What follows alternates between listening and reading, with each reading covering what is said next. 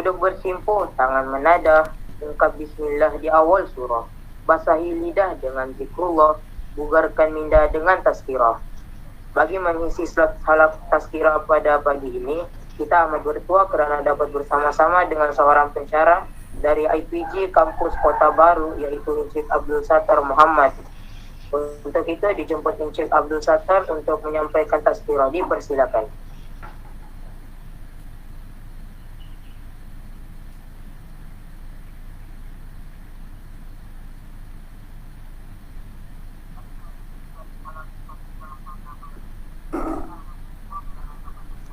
Bismillahirrahmanirrahim. Alhamdulillah. Nahmaduhu wa nasta'inuh. Segala puji bagi Allah. Kita memujinya dan kita mohon pertolongannya. Wa nasta'dihi wa nastaghfiruh. Kita memohon pertolongannya dan kita memohon petunjuk dan hidayahnya. Wa nasta'dihi wa nastaghfiruh, dan kita mohon keampunannya. Wa na'udzubillahi min syururi anfusina, dan kita berlindung dengan Allah daripada segala keburukan diri kita. Wa min sayyiati a'malina, dan daripada segala kejahatan tingkah laku kita. May yahdihillah fala mudhillalah. Sesiapa yang diberi petunjuk oleh Allah, pasti tidak ada siapa yang akan menyesatkannya. Wa may yudlil fala hadiyalah. Dan sesiapa saja yang disesatkan oleh Allah, maka sudah pasti tidak ada siapa yang boleh memberi petunjuk kepadanya. Wassalatu wassalam ala rasulina Muhammad. Selawat dan juga salam ke atas junjungan Nabi kita Muhammad wa ala alihi wa ashabihi ajma'in, keluarga serta para sahabat baginda semuanya. Rabbi syrah li sadri, Tuhanku lapangkan dadaku, wa yassir li amri, permudahkan segala urusanku, wahlul 'uqdatam min lisani, bukakanlah simpulan di lidahku, yafqahu qawli, semoga mereka dapat memahami akan segala kata-kataku. Terima kasih saudara pengacara majlis, tuan-tuan, perempuan, para asatizah, juga para pelajar, saudara-saudari pelajar yang dirahmati Allah. Syukur kita pada Allah pada pagi ini kerana dapat bersama-sama buat belum kalinya saya dapat bertuah sangat rasanya dapat bersama dengan saudara-saudari sekalian dalam majlis yang sangat indah ini, Mulhaq Al-Quran, majlis Al-Quran. Dan majlis sebegini saya rasa setiap pagi buat ni bagus. Alhamdulillah. Kita mulakan hari dengan Al-Quran, suatu yang sangat bagus, sangat baik. Ditambah-tambah lagi pada musim pandemik ini, dan kita boleh bersilaturahim, kita boleh bersilatul bukhwah di antara kita. Ini sesuatu yang sangat baik dan patut kita teruskan dari masa ke masa. Tuan-tuan, perempuan, saudara-saudari sekalian, saya sebelum panjang kita berbicara, saya perkenalkan sikitlah diri saya untuk kita eratkan lagi perhubungan kita ini. Saya berasal daripada Kelantan, Kota Baru, dan saya pernah bertugas di negeri Sabah. Kebetulan hari ini majlis ini dianjurkan oleh SMK Pangeran Omar di mana tu? Pangeran Omar ni di sebelah Sipitang ke mana. Jadi saya berada di Sabah daripada tahun bertugas di sana daripada tahun 1993, tahun 93, dan saya tamatkan saya pindah daripada Sabah pada tahun 2011. Lebih kurang 18 tahun berada di negeri di bawah bayu. Saya sempat semasa di Sabah, saya sempat bertugas di Lahad Datu. Pasti ada kedak pagi ni orang-orang Lahad Datu. Tahun 93 hingga 95 saya berada di Lahad Datu, kemudian berpindah dari Lahad Datu pindah ke SMKA, Sekolah Menengah Agama di Hinanam, lebih kurang setahun, 2 tahun. Kemudian saya berpindah ke Maktab Perguruan Kent di Tuaran, dan disitulah lama saya berkhidmat, lebih kurang 15 tahun di situ. Dan pada tahun 2011 saya alhamdulillah dapat balik ke kampung di Kota Baru, di IPG kampus Kota Baru sehinggalah sekarang. Jadi saya terima kasih banyak-banyak kepada Ustazah Nur Aini dari SMK Pangeran Umar tu, yang menjemput saya, yang berhubung dengan saya untuk saya sama-sama join program ni.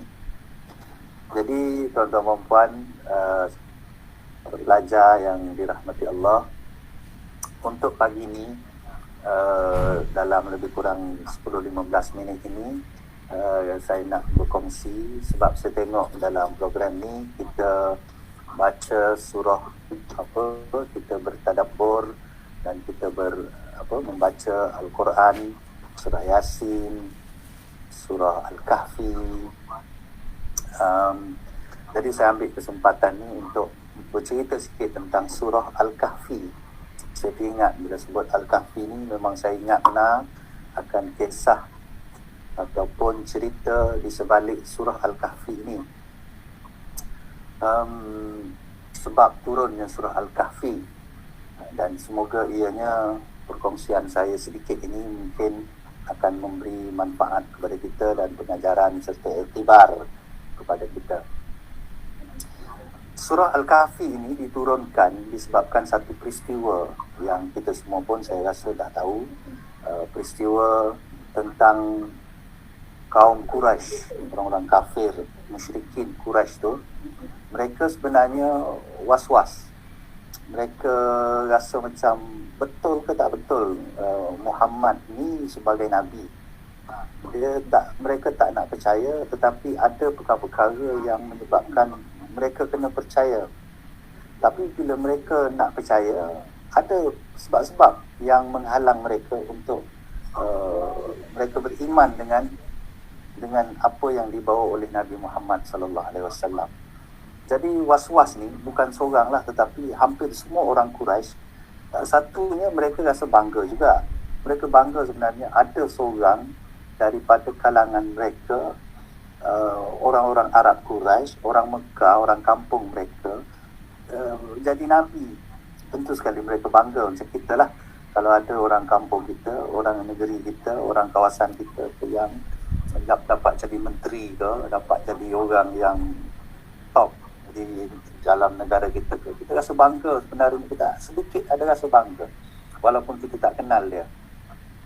Tapi dalam masa yang sama, orang-orang Quraisy ni dia rasa betul ke Nabi ni, Muhammad ini Nabi? Sebab mereka tahu latar belakang dia, mereka kenal daripada mana keluarga dia, apa semua. Jadi mereka jadi was-was. Sebab Nabi sallallahu alaihi wasallam ini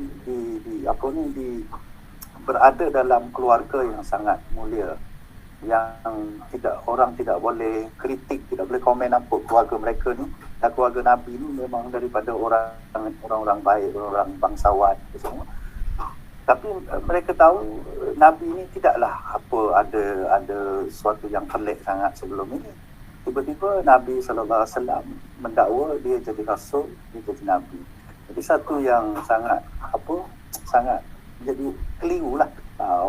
Ramai orang Quraisy keliru. Lalu mereka fikirkan, mereka kata kita kena buktikan bahawa Muhammad ni betul ke dia Nabi. Dan orang-orang Quraisy ni kalau bab-bab agama, bab-bab macam ni, mereka akan rujuk kepada orang Yahudi. Sebab orang Yahudi ni masih lagi teguh pegangan mereka terhadap agama Yahudi itu. Jadi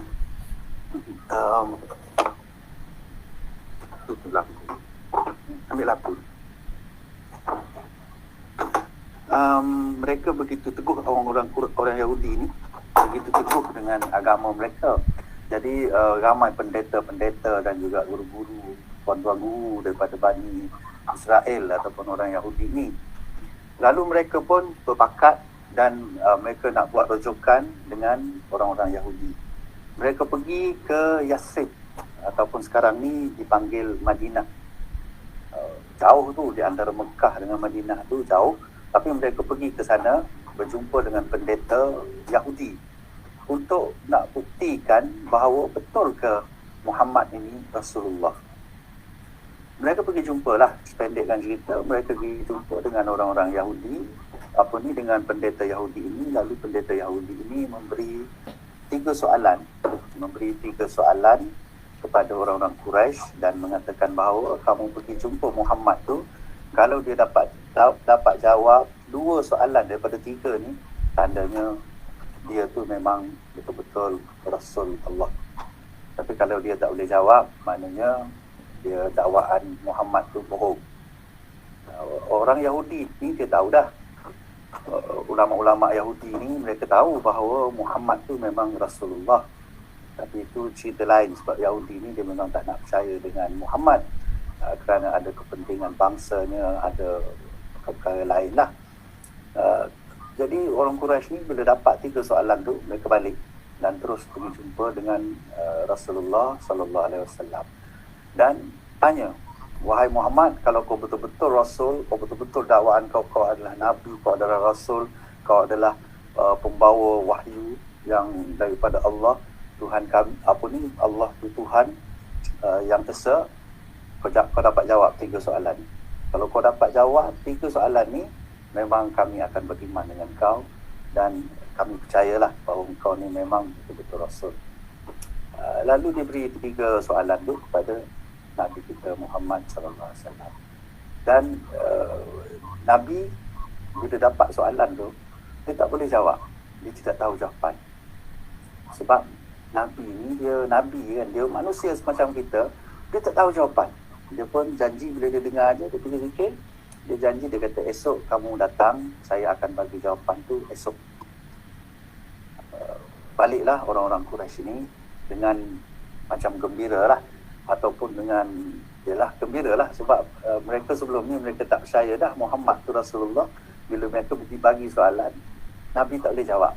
Dia kata betul lah ni, bohong lah, Muhammad ni memang betul-betul bohong lah ni. Jadi dia pun balik. Besok paginya dia datang, kumpulan Quraisy ini datang jumpa Nabi. Nabi tidak dapat wahyu. Nabi tunggu-tunggu wahyu daripada Allah tentang jawapan kepada tiga soalan ini. Lalu tidak turun wahyu, tak turun wahyu. Jadi ini menunjukkan bahawa Nabi ini Muhammad sallallahu alaihi wasallam, dia tidak tahu perkara gaib. Nabi ini dia tak tahu perkara gaib. Cerita tentang sejarah dulu-dulu ke, ataupun cerita yang akan berlaku, akan datang ke, cerita tentang syurga, cerita tentang neraka, cerita tentang apa saja, Nabi Muhammad dia tidak tahu. Perkara gaib ini dia tak tahu, kecuali apabila wahyu turun kepadanya. Jadi itu satu pengajaran kepada kita bahawa perkara-perkara gaib ini kita tak boleh reka-reka. Nabi tidak merekanya. Dia tidak kata, oh tak tahu begini-begini. Kalau dia cakap pun, dia tahu. Orang Quraisy ni bukan tahu pun. Lalu dia reka-reka cerita Tapi tidak, kerana Nabi tidak mengetahui perkara-perkara gaib. Yang mengetahui perkara-perkara gaib ini ialah Allah sahaja. Jadi kalau kita sekarang ni, kalau ada orang yang mendakwa dia tahu cerita-cerita yang akan datang, yang tidak ada dalam hadis Nabi, yang tak ada dalam Quran, dia cerita-cerita bagaimana orang dalam kubur sekarang, bagaimana orang mati duduk dalam kubur tu macam gini-gini, ataupun ada guru-guru yang dia tengok muka je dia tahu dah, oh aku tengok muka kau pun aku tahu dah berapa banyak ibadat kau, aku tengok muka kau pun aku tahu dah niat kau datang jumpa aku. Itu tandanya bohong. Kalau Nabi pesuruh Allah, Nabi kekasih Allah tidak mengetahui perkara gaib, takkanlah guru-guru sekarang ini ataupun wali-wali yang kita kata dia tu wali sekarang ni, dia tahu perkara gaib. Dia lebih bijak, lebih pandai daripada Nabi. Tentu sekali tidak. Jadi balik pada cerita kita, Rasulullah SAW tunggu wahyu ni tidak turun-turun. Mengikut riwayatnya ada sampai 15 hingga 17 hari. 2 minggu lebih. Wahyu tak turun. Salahnya ataupun silapnya satu saja. Nabi bila dia kata dengan dia cakap dengan orang-orang Quraisy tadi, dia memang yakinlah, Nabi memang yakin bahawa setiap kali ada permasalahan Allah akan turunkan wahyu kepadanya. Jadi Nabi begitu confident, berharap memang macam tu sebelum ini. Ada je apa-apa masalah, Allah akan turunkan wahyu. Lalu Nabi dengan yakinnya, kau datang esok, dia kata, sebab aku tak boleh jawab lagi hari ni, aku akan jawab esok. Nabi tidak dalam ucapannya, dalam beri janji dia kepada orang-orang Quraisy tu, dia tak sebut satu, dia tak sebut insya-Allah. Dia tidak kata tak bergantung, bukan tak bergantung, tapi tidak mengucapkan insya-Allah. Dengan jika diizinkan Allah, jika dikehendaki Allah. Dia cakap macam tu je, menyebabkan lambatnya turun. Allah nak ajar Nabi dan nak ajar kita lah. Sebenarnya nak ajar Nabi dan nak ajar kita supaya kita ni bergantung dengan Allah. Ada pergantungan kita dengan Allah dalam setiap apa yang kita buat, setiap apa yang kita lakukan. Ada sedikit, ada bukan sedikit lah, ada pergantungan kita dengan Allah. Tak boleh begitu yakin, walaupun Nabi itu boleh yakin sungguh bahawa Allah akan turunkan wahyu, tetapi dia tidak ucapkan kepada orang-orang Quraisy itu insya-Allah. Dan dalam surah Al-Kahfi itu pun ada cerita Nabi Musa ketika dia sampai di tempat yang nak berjumpa Nabi Khadir tu, ikan dia terjun, lepas tu dia terlupa di situ, tak ingat, tak perasan ikan tu dah terjun ke air. Sebabnya juga kerana tidak sebut insya-Allah. Dan satu benda yang sangat kita rasa remeh-remeh je, perkataan insya-Allah, remeh je kan, ringan sangat, tapi dia memberi kesan besar. Kalau kita tengok pada cerita Nabi ni, 2 minggu lebih kurang barulah turun jawapan kepada soalan-soalan tadi. Dan orang-orang Quraisy ni sudah heboh di seluruh Mekah tu bahawa Nabi tak dapat jawab soalan-soalan yang mereka berikan, dan Nabi ni memang pembohong, hanya mendakwa dia sebagai Rasul, sebagai Nabi, tapi sebenarnya dia bukan Rasul, bukan Nabi pun. Sebab soalan-soalan yang dia tanya ni, Nabi tak boleh jawab pun. 2 minggu cerita tu tersebar di seluruh Mekah. Cerita tentang Nabi bukan Nabi pun, bohong sahaja. Selepas 2 minggu ataupun dalam kata riwayatnya 15 ataupun 17 hari, barulah wahyu turun dan menjawab persoalan yang mereka tanyakan. Jadi mereka tanya tentang tiga perkara saja, mereka 3 soalan mereka bagi. Satu, cerita tentang pemuda-pemuda yang ditidurkan di dalam gua tu, iaitu cerita surah Al-Kahfi itulah, pemuda-pemuda Al-Kahfi, Ashabul Kahfi tu satu. Dan yang keduanya, cerita mengenai roh. Apa itu roh? Tentang roh kita lah, nyawa ke roh kita ni. Dan yang ketiga, cerita mengenai soalan yang ditanya tentang Zulkarnain, seorang yang hebat, yang boleh kepung, yang ada power lah, kita kata ada power, ada kebijakan, kepandaian, membuat besi yang boleh pagar, boleh kepung Ya'juj dan Ma'juj. Sehingga sekarang Ya'juj Ma'juj belum lagi dapat menembusi tembok yang dibuat oleh Zulkarnain. Jadi seorang yang sangat hebat, yang bijak, yang boleh mengepung ataupun mengurung Zulkarnain. Dan cerita-cerita ni, soalan-soalan ini, jawapan kepada soalan ini ada dalam surah Al-Kahfi. Tuan-tuan dan puan, pada pelajar sekalian, itulah saya rasa sedikit perkongsian kita tentang dan kita boleh ambil pengajaran daripada cerita tadi, beberapa perkara lah. Yang pertama ialah cerita tentang Nabi. Kebetulan dalam bulan ni, bulan Maulid, kita bangun bulan Maulid, bulan kelahiran Nabi kita sallallahu alaihi wasallam. Jadi orang bercerita tentang Nabi. Dalam cerita tentang Nabi ini ramai yang bercerita tentang kehebatan Rasulullah sallallahu alaihi wasallam. Baguslah dia ceritakan kepada kita tentang hebatnya seorang Nabi Muhammad sallallahu alaihi wasallam. Tapi kita kena ingat, dalam cerita, banyak-banyak cerita tu, bulan Maulud ini ataupun Nabi ini, bila kita cerita tentang Nabi ini, kita bukan disuruh memuja Nabi, memuji Nabi dengan lebih-lebih. Nabi ini adalah manusia biasa.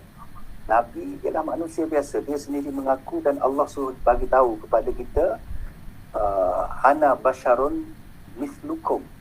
Dalam Quran kata, Muhammad, kau ceritakan kepada manusia, ana basyarun mislukum. Aku ni manusia seperti kamu.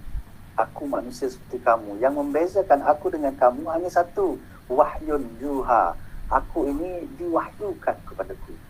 Bezanya ialah aku ni diwahyukan. Yang lain-lain tak ada beza aku dengan kau sebagai seorang manusia. Jadi banyak kalau kita dengar dalam sehari dua ni, dalam sehari dua ni lah, orang banyak memuji Nabi hingga melampau-lampau. Pujian yang melampau sehingga kita rasakan Nabi ni bukan manusia biasa. Bukan manusia biasa. Nabi SAW dan Rasul-Rasul yang lain adalah manusia biasa. Manusia biasa. Walaupun ciptaan dia, kelahirannya mungkin berbeza. Macam Nabi Isa. Nabi Isa kelahirannya berbeza. Dia dilahirkan tanpa bapa. Adam, bapa manusia, bapa kepada kita semua ini, Adam diciptakan dengan tidak perlu kepada ayah, tidak perlu kepada ibu. Tetapi unsur kejadiannya adalah sama. Manusia biasa. Sebagaimana yang kita sebut tadi, cerita tadi, Nabi Muhammad, dia tidak mengetahui perkara-perkara yang gaib.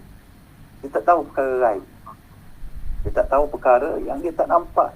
Perkara gaib ini yang kita wajib beriman, kan. Perkara pertama dalam Quran disebut orang bertakwa itu ialah orang yang beriman kepada perkara-perkara gaib. Kita buka surah Al-Baqarah, ayat pertama, ayat kedua tu, zalikal kitabu la raiba fi hudal lil muttaqin. Itu ayat yang pertama. Itulah kitab Al-Quran yang tidak ada keraguan di dalamnya. Hudal lil muttaqin, sebagai petunjuk kepada orang-orang yang bertakwa ataupun orang-orang yang ingin bertakwa, maka Al-Quran itulah sebagai petunjuknya. Al-Quran itulah sebagai panduan kepada orang-orang yang nak bertakwa. Orang bertakwa itu apa? Allah ceritakan alladzina yu'minuna bil ghaib. Yang pertama sekali Allah sebut orang yang bertakwa ni adalah orang yang beriman, percaya kepada perkara-perkara gaib. Perkara gaib ni ialah perkara yang tak boleh kita nak detect dengan teknologi. Sekarang ni teknologi canggih. Boleh detect orang tu duduk mana sekarang, orang ni duduk mana sekarang. Kita boleh call dia walaupun kita tak tahu dia duduk di mana. Kita boleh bercakap dengan dia macam sekarang ni. Kita boleh berhubungan dengan teknologi. Tetapi teknologi ini tidak dapat detect perkara-perkara gaib. Perkara-perkara gaib tak dapat detect. Teknologi tak dapat detect syurga. Kita nak cari, kita ada Waze, ada GPS, ada Google Maps. Kita nak cari syurga di mana. tak jumpa, nak cari neraka di mana, nak cari alam barzakh di mana, sebab itu adalah perkara gaib, tak boleh nak cari. Maka manusia, semua manusia tidak dapat mengetahui perkara-perkara gaib ini kecuali Allah. Tapi kita wajib beriman. Macam mana nak beriman setelah kita tahu bahawa perkara yang kita nak beriman tu, kita nak percaya itu, orang lain tak boleh bagi tahu. Orang lain memang tak tahu kecuali Allah. Maka kita kena ambil perkara gaib ni hanya dalam Al-Quran dan daripada mulut Nabi SAW. Nabi sendiri pun dia tidak tahu apa perkara gaib apa kecuali setelah diwahyukan kepadanya. Jadi kalau ada cerita pelik-pelik tentang alam gaib ini, maka kita kena tapis dulu, cari dalil yang bukti yang meyakin, betul-betul meyakinkan. Bukan kalau dikatakan, diriwayatkan, diceritakan, maka tak boleh percaya lagi. Bukan kita tolak terus, tapi kita KIV, kita jangan percaya dulu sehingga kita jumpa dalil yang betul-betul sahih. Cerita dalam kubur, azabnya, nikmat kubur, azab kubur, bukan boleh reka-reka macam tu je. Tak boleh. Tak ada ustaz-ustaz yang boleh reka. Kadang-kadang ustaz ni dia berani juga. Dia cerita je, matinya seseorang ni begini. Dengan detail dia cerita macam dia pernah duduk dalam kubur. Tanpa dia membawa dalil bukti daripada hadis-hadis Nabi, daripada ayat Al-Quran. Maka kita boleh dengar, tapi nak percaya tu, kita fikir dululah. Kita KIV dulu, jangan terus kita percaya ustaz dah hebat, lalu kita terus dia percaya dengan dia. Tak boleh. Sebab itu adalah perkara gaib. Asas kepada perkara gaib ini ialah kita hanya sumbernya daripada satu, iaitu daripada Allah. Allah lah alimul ghaibi wasyahadah. Allah sebut salah satu sifat dia, alimul ghaibi wasyahadah. Dialah yang maha mengetahui perkara-perkara gaib dan perkara-perkara nyata. Kita ni perkara nyata pun kita melihat, benda yang nyata ini pun kita lihat berbeza. Orang ni lihat macam ni, orang tu tengok macam tu. Sudah berbeza. Itu baru perkara nyata. Perkara yang ada depan mata kita, perkara yang boleh kita sentuh, boleh kita rasa, boleh kita kita boleh nampak, kita boleh dengar, itu pun sudah berbeza. Apa lagi perkara gaib yang kita tak boleh detect tadi, tak boleh nak tengok, tak boleh nak sentuh, tak boleh nak rasa, hanya orang bagi tahu sahaja. Jadi perkara gaib, perkara nyata ini Tuhan kata dialah alimul ghaibi wasyahadah. Itu asas kepada perkara gaib.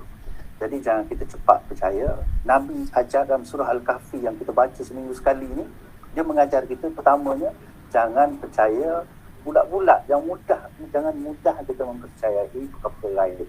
Kerana Nabi sendiri pun tidak tahu perkara gaib. Nabi ni orang yang paling hampir lah, manusia yang paling hampir dengan Allah, kekasih Allah lagi, pun Allah tidak buka perkara gaib tu, dia boleh cerita macam tu, tak boleh. Sebab tu nak dapatkan perkara gaib ni, Allah angkat, tak bawa dia pergi Isra' Mi'raj. Ya, dia tahu bawa pergi Isra' Mi'raj, pergi tengok perkara gaib. Ada perkara, bukan semua, mungkin sebahagian perkara-perkara gaib yang Allah tunjukkan ketika Isra' Mi'raj. Dan ada perkara-perkara gaib yang Allah wahyukan. Ada contoh Nabi pergi lalu kuburan, lepas tu dia kata ada 2 orang yang kena seksa, ada orang orang dalam kubur ni sedang diseksa, dipacakkan lepas tamar itu. Itu keistimewaan, itulah perkara gaib yang Allah wahyukan, bukan dia tahu sendiri. Bukan setiap kali dia pergi ke kuburan, dia nampak, dia tahu siapa yang sedang diseksa, siapa yang sedang diberi nikmat. Bukan setiap kali, tidak. Sekali-sekala Allah nak tunjukkan kepada baginda sallallahu alaihi wasallam. Itu satu pengajaran yang kita dapat ambil daripada surah Al-Kahfi. Yang kedua, cerita tadi ialah kita kena sentiasa bergantung kepada Allah dalam apa saja tindakan kita, apa saja yang kita nak buat, apa saja yang kita lakukan. Kita kena ingat bahawa semua apa yang berlaku itu, yang nak berlaku ataupun yang dah berlaku, semuanya daripada Allah, dengan kehendak Allah. Maka kita selalu kena sebutlah insya-Allah. Kadang-kadang kita ni, perkataan insya-Allah ni kita sebut lain makna dia. Orang kita menggunakan perkataan insya-Allah tak sama dengan apa yang Allah nak. sebut perkataan tu, yang suruh kita sebut perkataan tu, kita kata insya-Allah tu maksudnya kita, kalaulah kita janji dengan orang, kita nak pergi atau tak nak tunaikan janji tu, kita kata insya-Allah. Tengoklah sekuat mana insya-Allah tu. Kalau bunyi di sini insya-Allah, maknanya kita tak mau, tapi kita kata insya-Allah, insya-Allah, lagilah insya-Allah. Jadi sesuatu yang tak betul penggunaan insya-Allah pada kebanyakan orang kita. Insya-Allah ni bila kita tak tahu boleh ke tak boleh, baru kita kata insya-Allah. Kalau kita betul-betul nak pergi, kita tak kata.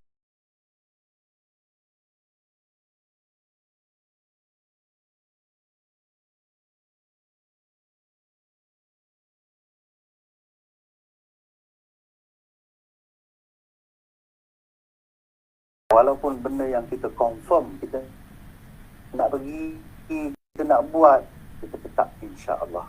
Kita tetap dengan insya-Allah. Sebab ada contoh Nabi Musa pun begitu tergendala perjalanannya, terpaksa dia pergi jauh, lepas tu patah balik hanya dengan sebab tiga patah perkataan dia, insya-Allah. Tiga patah perkataan ni saja dia tak sebut, maka dia terpaksa berjalan yang begitu jauh dan akhirnya terpaksa patah balik untuk berjumpa dengan Nabi Khadir. Okay. Dan Nabi Muhammad kita sallallahu alaihi wasallam juga telah diberi contoh bahawa terpaksa menunggu 17 hari, katanya ada riwayat kata sampai 40 hari. Saya lebih suka kepada yang 17 hari ni. Tak turun wahyu, dan Nabi terpaksa menanggung derita, susah tau. Bila orang kata dia pun bohong, dia hanya mendakwa dia sebagai rasul. Yang kata pula ialah orang-orang yang dia nak dakwah tu. Orang yang dia nak dakwah, orang Quraisy yang dia nak dakwah tu, orang tu pula kata nak kau bohong sebab soalan aku kau tak boleh jawab.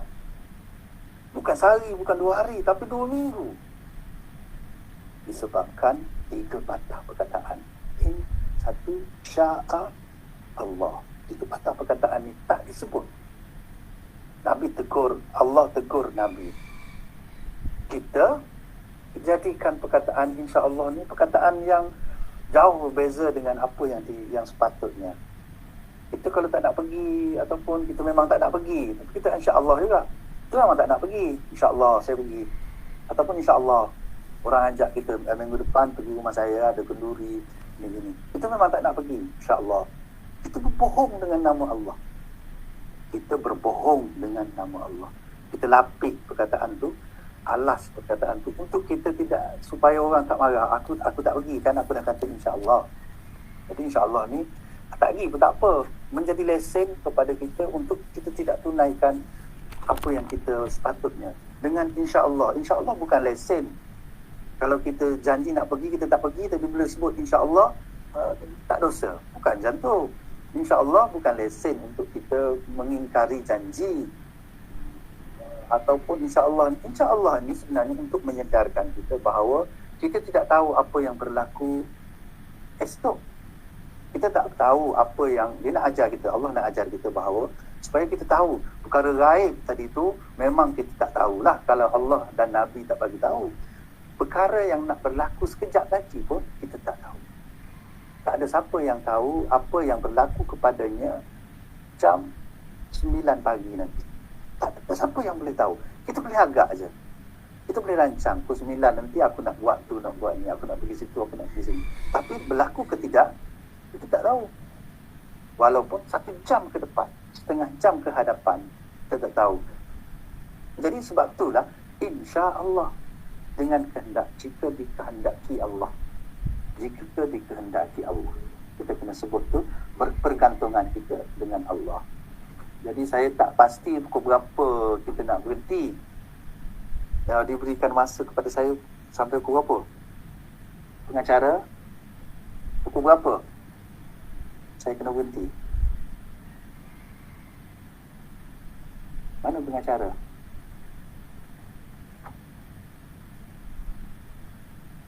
Okey, tuan-tuan, puan-puan, pengacara tak jawab ni. Mana dia pergi? Itulah saya rasa dua perkara. Dan yang ketiga, daripada pengajaran daripada cerita ni dan daripada surah Al-Kahfi ni banyak pengajaran yang kita boleh ambil. Dalam surah Al-Kahfi ni ada 3-4 cerita. Ada banyak cerita surah Al-Kahfi ni bukan cerita tentang pemuda-pemuda Al-Kahfi itu saja, tapi ada cerita-cerita lain. Bagaimana tadilah cerita Zulkarnain, cerita Nabi Musa dengan Nabi Khidir, cerita pemuda yang ditidurkan itu, dan dinamakan surah ni pun surah Al-Kahfi, cerita tentang Ashabul Kahfi. Jadi Ashabul Kahfi ada yang kata cerita ni surah ini adalah surah yang khusus untuk orang-orang muda, untuk belia remaja, kerana Ashabul Kahfi yang 7 orang itu semuanya adalah orang-orang muda macam kamu-kamu ni lah. Orang-orang muda, bukan macam saya lah, saya dah tua. Jadi ada satu surah khusus untuk orang-orang muda. Jadi patut sangat orang muda baca surah ini sebagai pengajaran. Bukan kita baca Quran ni satu kita nak dapat pahala, tapi bukan itu tujuan utama kita sebenarnya. Al-Quran diturunkan tu bukan tujuannya kalau baca dapat pahala. Bukan itu tujuan yang pasti, yang hakikinya, bukan gitu. Itu sebagai bonus saja. Al-Quran ini sebagai bonusnya ialah siapa baca 1 huruf dapat 10 pahala.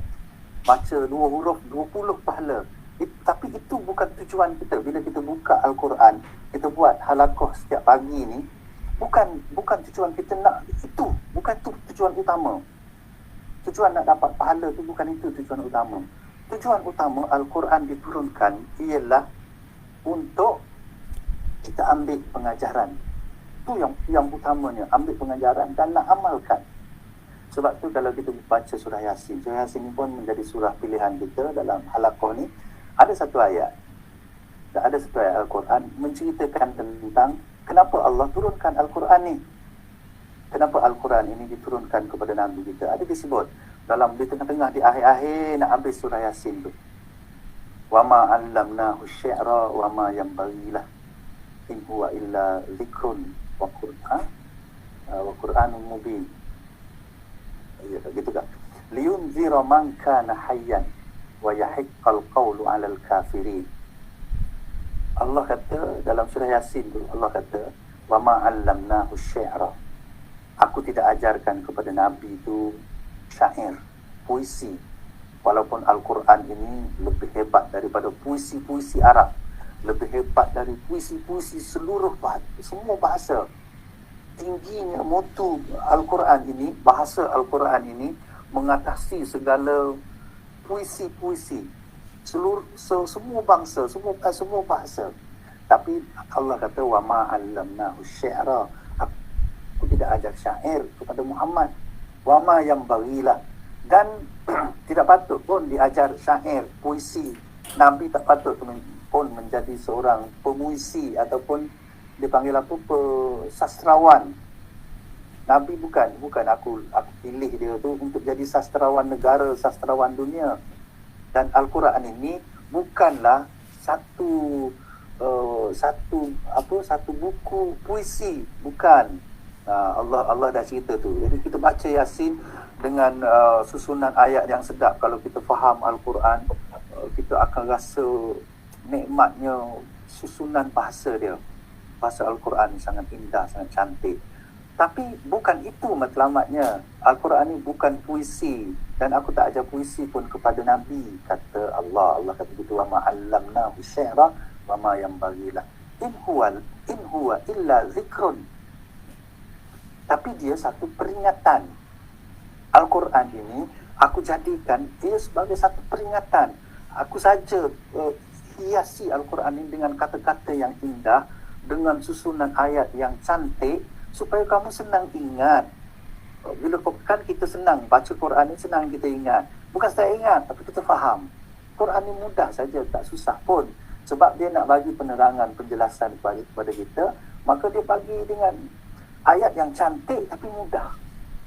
Cantik, mudah. Banyak maksud. Satu perkataan, satu ayat tu boleh urai sampai 1 hari, 2 hari tak habis. Dia satu yang sangat indah, sangat mudah untuk in huwa illa zikrun, sebagai peringatan. Lepas tu Allah sebut apa? Liyunzira man kana hayyan. Tujuan dia apa Al-Quran ini? Dia sebagai peringatan, liyunzira sebagai memberi peringatan ataupun memberi amaran. Liyunzir man kana hayyan, kepada sesiapa yang hidup. Yasin ini, surah Yasin dan Al-Quran ini untuk orang hidup. Dalam kita baca selalu surah Yasin tu. Liyunzira man kana hayyan. Al-Quran ini untuk orang hidup. Bukan utamanya untuk orang mati. Kita bila mati baru baca Quran. Orang mati, ada jenazah duduk depan kita, ambil Quran baca. Time tu baru nak baca Quran untuk dia. Time dia hidup, ada kita bacakan Quran untuk dia. Tak ada kan? Itu salah, kita salah konsepnya. Bukanlah tak boleh baca Quran kepada orang mati, tapi apa yang kita buat tu tak betul lah. Kalau masa hidupnya kita bacakan Quran untuknya, time mati baguslah baca Quran juga untuk dia. Tapi kalau masa hidupnya kita tak pernah pun bacakan Quran untuk dia, jadi macam mana masa mati baru kita nak bacakan Quran? Tak betul lah. Jadi sekarang ni baguslah kita saling bacakan Quran kepada sahabat kita. Tadabbur ataupun majlis ni kan, maksudnya kita saling baca-membaca. Kita bacakan Quran untuk kita, untuk kawan kita. Kawan kita pula baca Quran untuk dia dan untuk kita. Supaya bila kita mati, mereka juga akan bacakan Quran tu kepada kita bila kita mati. Tapi utamanya ialah masa hidup ini. Bacakan Quran ini kepada rakan-rakan kita, bacakan Quran ini kepada diri kita, bacakan Quran ini kepada saudara mara kita semasa dia hidup. Liyunzira man kana hayyan wa yahiqqal qawlu 'alal kafirin. Dan sebagai bukti, Al-Quran ini juga sebagai bukti bahawa Allah nak seksa orang-orang kafir esok. Semua sebut dalam Quran. Macam ni kau selamat. Macam ni kau kena seksa. Bila kita kena seksa esok, katalah orang yang kena seksa esok, dia nak kata kenapa kena seksa kami? Ni ayat Quran aku dah bagi tahu dulu. Ni. Apa yang kau buat macam ni membuatkan kau diseksa. Tu wa yahiqqal qawlu 'alal kafirin. Jadi Al-Quran ini itu nak ajar kita. Jadi yang kita duduk baca Al-Quran setiap pagi, mulakan hidup dengan Al-Quran, mulakan hari dengan Al-Quran ini. Bukan setakat, jangan setakat nak pahala saja rugi ya kita. Betul lah, dapat pahala, baca Quran dapat pahala. Tapi bukan itu matlamat utama. Al-Quran diturunkan, bukan itu matlamat utamanya. Matlamatnya ialah macam tadi, macam surah Al-Baqarah itulah. Zalikal kitab la raiba fihi hudan lil muttaqin, sebagai panduan, sebagai petunjuk kepada orang-orang bertakwa. Tak ada Tuhan sebut mula-mula ayat tu Al-Quran ini untuk nak bagi pahala kepada kita, kepada orang Islam. Tuhan tak sebut, tapi Tuhan bagi pahala. Allah bagi pahala. Baca surah ni dapat kelebihannya begini. Surah Al-Kahfi ada 4-5 kelebihan. Siapa yang baca awal hafal ataupun membaca 10 awal ada fadilatnya. Siapa yang baca 10 ayat akhir ada fadilat. Siapa baca pada hari Jumaat, sama ada siang hari dan malam harinya, surah Al-Kahfi ini ada pahala, ada fadilat-fadilatnya. Itu Allah bagi. Tapi bukan itu matlamatnya. Bukan itu matlamat utamanya. Kita baca surah Yasin, baca surah Al-Kahfi hanya semata-mata nak dapat pahala. Tak betul.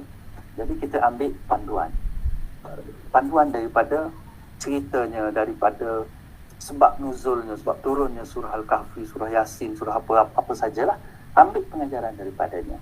Jadi itu saya rasa itulah pukul 8 dah kita ni. Ya, pukul 8 dah.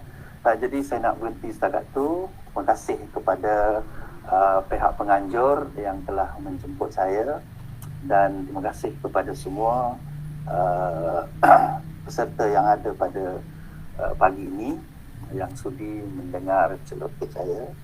Dan saya minta maaf jika ada salah, tersinggung ataupun tidak setuju dengan pandangan saya, minta maaf. Dan saya harapkan apa yang saya berkatakan itu akan memberi sedikit manfaat kepada kita semua dan menjadi asas kepada kita untuk terus kita mengorek dan menggali ilmu-ilmu yang ada di dalam Al-Quran ini, kerana Al-Quran adalah khazanah ilmu yang kita selagi kita korek dia, kita kaji dia, lagi banyak yang akan keluar. Tak habis-habis ilmu yang ada dalam Quran ni, sehingga kiamat kita boleh cari, kita boleh gali, dan ianya tidak akan habis. Kita yang tak mampu nak habiskan ilmu yang ada dalam itu, kita yang lemah. Bukan Al-Quran tak dapat bagi kepada kita. Carilah apa saja dalam Quran, Al-Quran akan bagi kepada kita, akan beri apa yang kita nak. Kita yang tak larat, tak mampu nak mencarinya. Jadi sekadar itulah saja. Semoga ia memberi manfaat dan memberi taufik dan hidayah kepada kita semua. Saya berhenti setakat itu. Aqulu qauli hadza astaghfirullah li wa lakum. Wassalamualaikum warahmatullahi wabarakatuh.